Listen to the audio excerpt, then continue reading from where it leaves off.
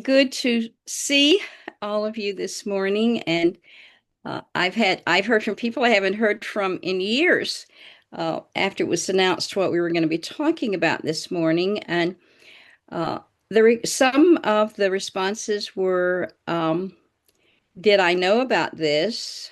And others were, has Robert Kennedy read your book? And then I had one, has President Trump read your book? And I have to say, guys, they've never heard of me. However, what we're going to be talking about this morning is not new information. If you have heard me teach for the past 12 years, if I was teaching on ADD, ADHD, autism, mental, emotional, physical disorders, I would have mentioned this. And so several people were like, I remember hearing you talk about this. So, what was the surprise? What has been the surprise for me? The surprise for me has been that it has taken this long for this information to become public. There have been actually one of the papers I'll be looking at this morning. I think their first warning came out in 2000, came out actually in 1999. Then there were some strong warnings about the link as early as 2002. For myself, most of you know that I had the wonderful privilege of meeting and being trained by a research pediatrician who had asked me what did I think was the cause. I was a teacher. He said, what do you think? Do we have better diagnoses, or do we have more children with these learning and behavior disorders? And I said, no, no, no, we have more. Now, how did I know? It's because I started teaching in 1962, way in the last century. And we didn't have them. If we had a kid that was lagging behind, we kept him after school and caught him up. If we had one with the behavior problems, they received punishment, consistent structure, and that was it. But by 1970, I heard for the first time the term ADHD. And had been teaching for quite a while, and I was beginning in those years to see a difference in the classrooms. But I wasn't teaching elementary, I was teaching high school. It was the elementary school teachers that were telling us what they were seeing, and we were like, what's wrong with those kids? So that's why I started researching this as an individual that many years ago, back in the early 80s. By the mid 80s, uh, clinical studies, blood tests, lab tests had become sophisticated enough to be able to detect free radicals. But they also were able to detect that these children, the ones that they were testing, trying to figure out what's wrong with these kids, were deficient in their production of antioxidant enzymes. So when they looked at, okay, normal kid has a self-regulating amount of the production of antioxidant enzymes, such as superoxide dismutase, glutathione, and catalase. But these children with ADD, ADHD, autism, or any childhood disease are not making enough. So then that's why, with realizing, okay, they are deficient in antioxidant enzymes, that the search really became intense in some circles to find out why are these children not making enough antioxidant enzymes. So when we go to the real root of why it is even suspected that there is a link with acetaminophen and autism. You have to go, okay, where is really the smoking gun? And here is the smoking gun was low glutathione in the body and low glutathione production. This is, of course, you see where we found this one on PubMed.gov. And this one is from 2023, so it's a fairly new one. But some of the research that I have shows that we've known this for so many years. It's a simple heading here. You can go back. This one is saying that it's not even rational um, to discuss it. So the problem is they're not looking at the fact that if you have low glutathione, whether you are an adult or a baby, you don't have enough production of the master antioxidant enzyme that your body makes. And when you don't have enough, you cannot clear toxins. You can't clear heavy metals. You can't clear toxic chemicals. So you have a little baby in the womb, and the mother, not knowing any better, is taking acetaminophen. It begins to affect the developing fetus. And hopefully that article is going to come up this morning. But this particular article was just the effects on the glutathione levels in this was a mouse test, but so why would we use mice? It's because 97% of the time we will get the same results in a human that we get in a mouse. Now, this article, and you can go on and read it later if you want to, this depletion of glutathione, which has been proven to be one of the biggest causes, is using acetaminophen, that this is able to start an irreversible toxic process. This one, we're going to talk about why. And this lawsuit has been pulling people together for quite a long time. I think at least through the maybe 2020. So what they're looking at here in this is, how does it affect a developing baby's brain? And this is so important. Studies that support this information go back almost 25 years. And what are they saying is safe during pregnancy? So we're going to kind of scroll through this because this is one you're definitely want to come back to. And what all does acetaminophen do? One, it influences hormone levels. This can play a role in brain development as well as a risk in developing autism. Secondly, what else does it do? When you're not making enough glutathione, or you're not making enough of the antioxidant enzymes, you create more oxidative stress. Now, there is some increasing information that oxidative stress in the womb can also lead to Down syndrome. It doesn't just disrupt normal neural development, but it may be a causative. I'm not going to say it's the number one cause.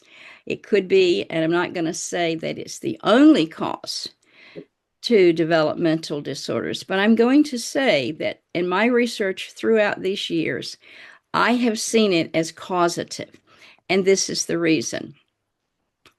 Acetaminophen has been shown to deplete levels of glutathione.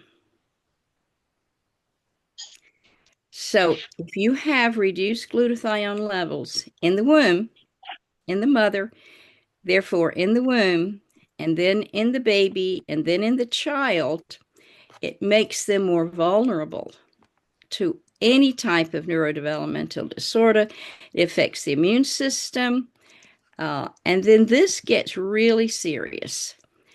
This study is saying that acetaminophen is the most harmful at the beginning of trimester.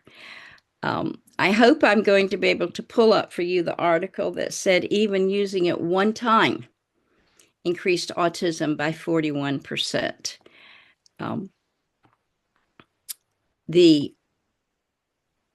then around the time of birth, and I'm sure that so many, many mothers had no idea, as things were getting worse near birth time, not to take Tylenol.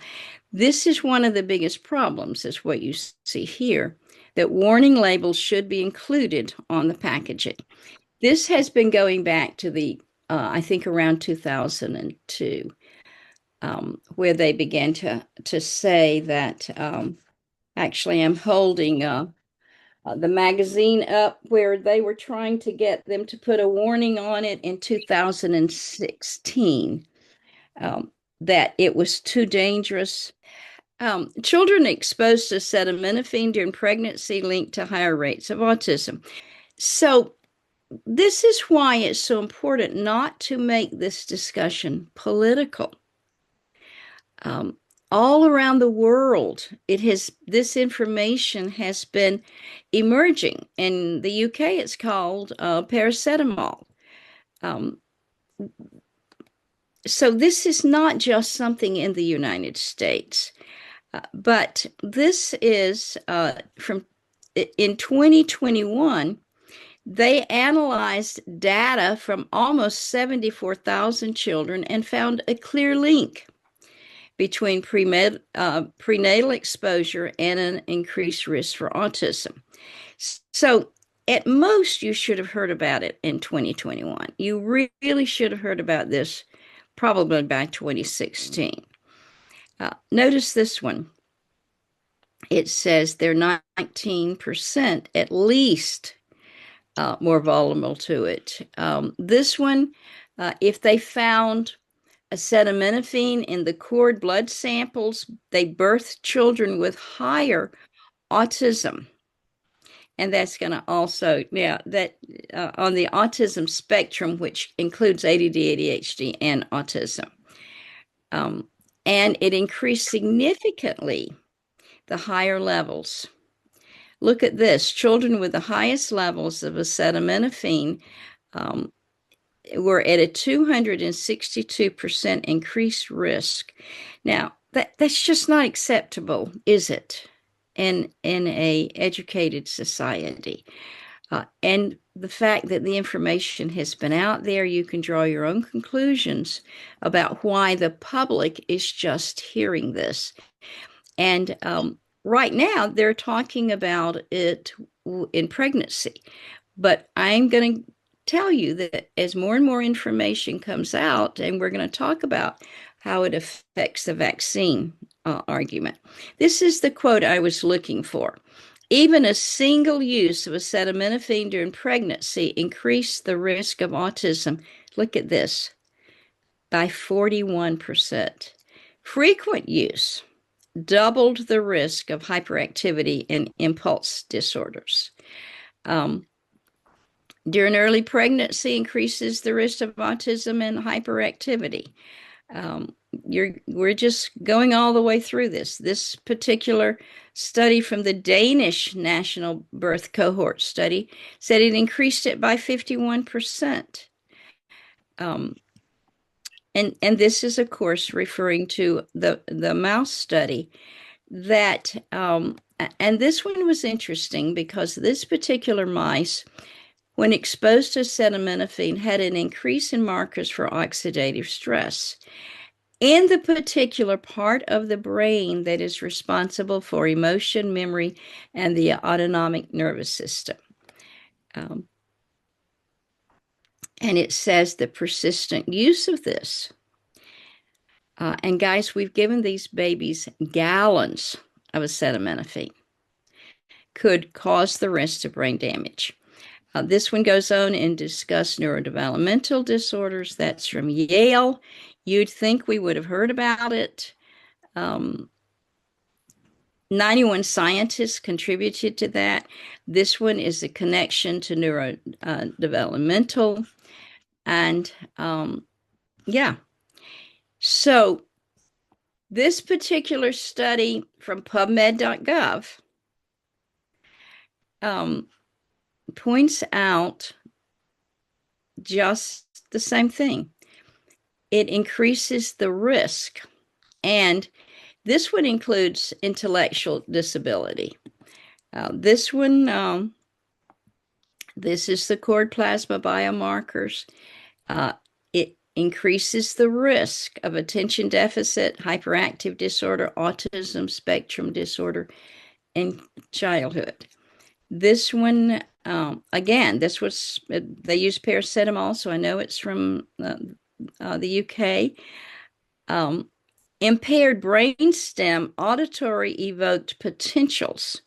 Now, that's really serious that it is affecting the brainstem. These other studies were looking at the cerebellum, but these were looking at the brainstem.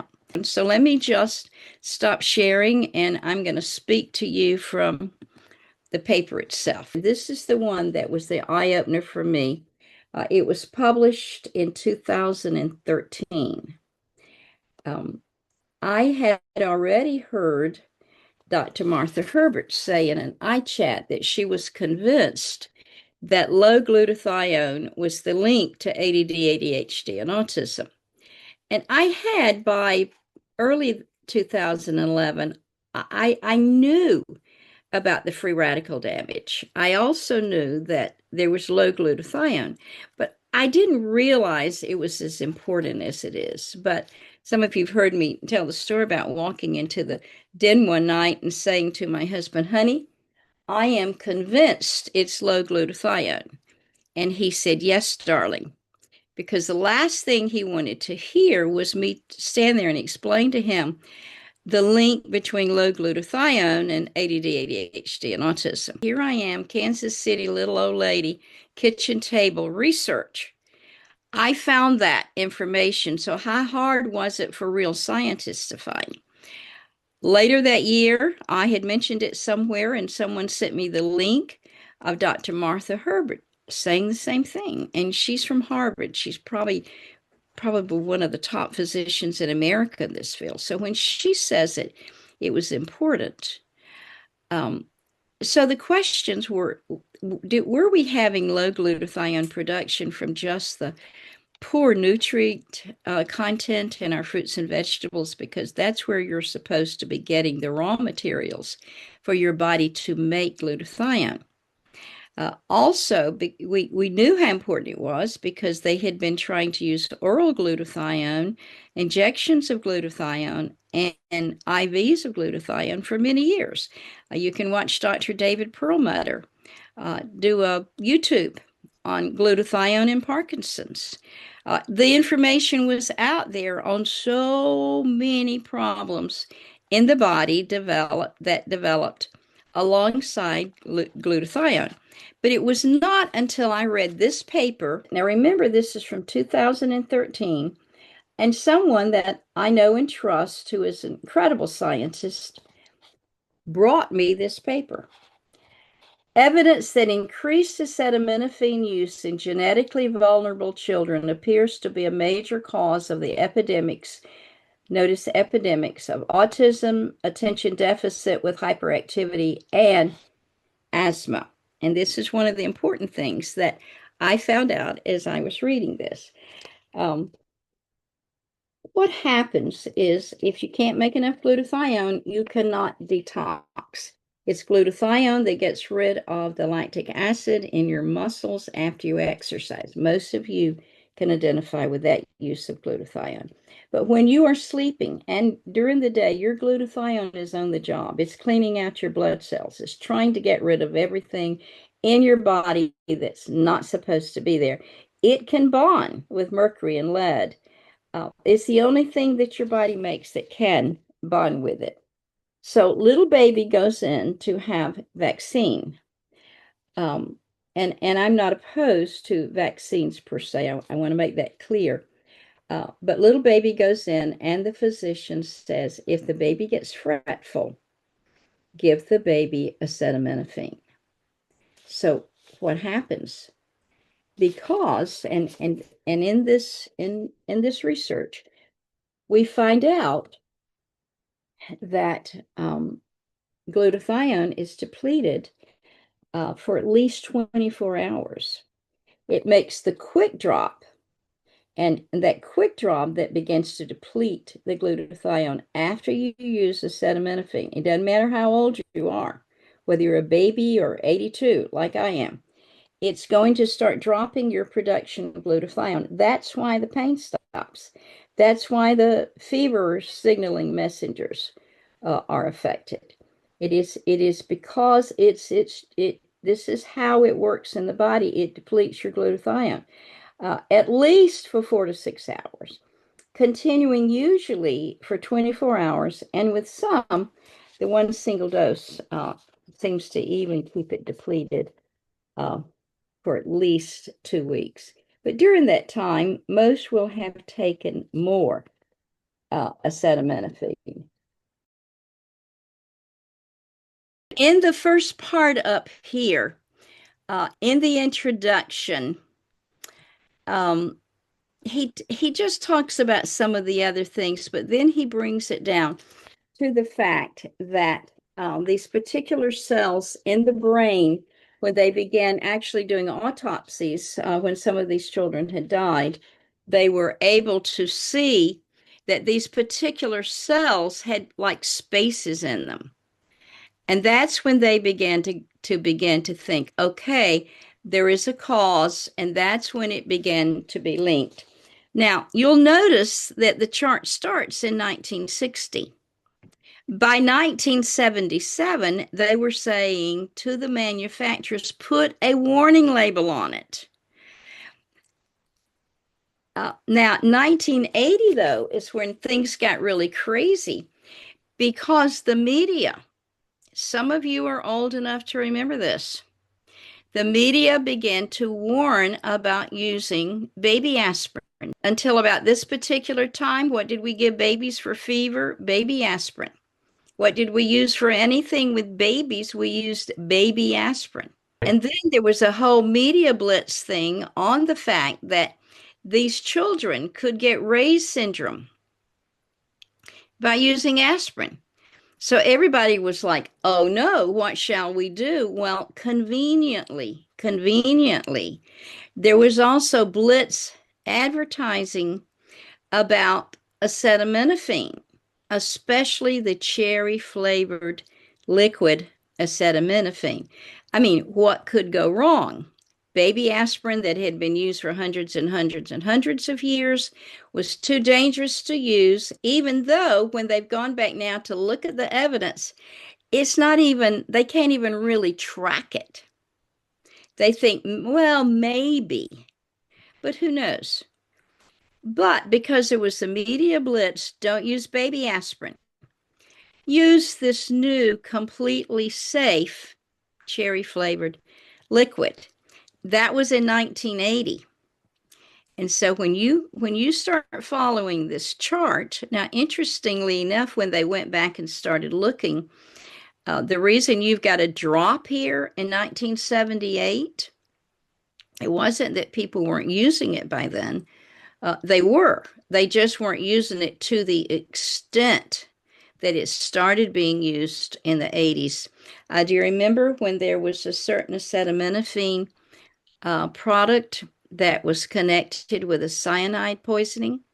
When they began to go back and look at the times with these autistic children with the increase, they were like, well, it decreased that year. What else happened that year? Oh, a lot of people didn't buy it. And that would also affect the neurodegenerative diseases of that time.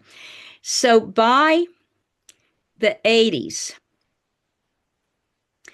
and then there was another scare that happened later. Well, maybe I've got my dates wrong, 82 and 86. You can begin to see these rising trends. And you can also see the rising trends for asthma. And why does using acetaminophen potentially cause or increase the risk for asthma? It's because it causes what you've heard, some of you, reactive airways. And it also causes the part of the lungs to have the wrong branches. And they see this where there has been consistent acetaminophen use. So when you follow the pink chart, you see what has happened here. This is hard to ignore, isn't it? And you're wondering, Well, um, why hasn't Congress done anything? I'm gonna let you draw your own conclusions. This just basically shows you a little bit about the glutathione. I want to point out that in Dr. Shaw's article, and by the way, this article was published right here in Kansas City. Before 1970, it was very rare. This is where I was talking about how the brain cells were different. This is the immune. One other contributing factor that I thought was real interesting in this is that the immune response. Remember where it mentioned their immune response? So what's that talking about? We have almost an epidemic now of people who are gluten intolerant. Their immune system reacts toward gluten, milk, soy, all sorts of things, um, causing possibly that, and that may turn out that that may be the cause as well. It also damages the DNA. And I want to tell you something else that was interesting was the sadly in the Jewish population there was a real influx um, from 1984 to 2005. And as they looked back on it, they realized that so many of the parents were using it for circumcision pain. And of course, many of us Ah, had our little boys circumcised too. References. You could go through and spend so much time on these. I'm going to point out number 10 is fever suppression involved in the etiology of autism and neurodevelopment disorders. I'm going to interesting. point out 11. This was one of the most amazing ones that came out. Uh, it was, let's see, what year was this? 2008. Do you see how this all started raising the question, are vaccines involved? Is it the vaccine or is it all of the bad stuff they add to the vaccine? And added to that, the use of acetaminophen, which depletes the glutathione, and also all the bad stuff with the vaccine cannot be cleared from the baby's body. And number 12, another one, can autism be triggered? 14, another incredible um, study here, autism and asthma. Do you see how this all started raising the question, are vaccines involved? Is it the vaccine or is it all of the bad stuff they add to the vaccine? And added to that, the use of acetaminophen. This is another one on when you use acetaminophen in combination with vaccines. And sadly, some pediatricians will start telling a mother, start using acetaminophen 5 days ahead of when we're going to slap all these vaccines into your body. The baby goes in and then they give the vaccines. So there's no way to clear the bad stuff out of the body. 48. Did acetaminophen, notice the date, 2009. Was that quite a while back? Did it provoke the autism epidemic? And 50, maternal metabolic conditions and risk for autism and other neurodevelopmental disorders. And let's see if there was another one. Yeah. Look at 59. And you're wondering, how does she know these? Well, I looked at all of these. The severity of autism is associated with toxic, hang on, metal body burden and red blood cell glutathione levels. In other words, you're going to find a lot of toxic metals. And guys, I've been seeing this for years. It was actually the early 80s where I was introduced to, and the doctor was so brilliant. And every new research tool that came out, he was using it. He was desperate. We knew something was wrong, and we knew it wasn't genetic. It was just too weird. Look at 63. 63 is the evidence of toxicity, oxidative stress, and neuronal insult in autism. And then finally, 84. Let's look at this last one, 84. Oops, there's no 84. Prenatal and perinatal analgesic exposure in autism. Is it 83 on your list? Okay. Okay. We have established a causative link to oxidative stress and low glutathione, and I think you all know of a product that enables your body to make more glutathione and also reduces oxidative stress, free radicals. So, questions and answers.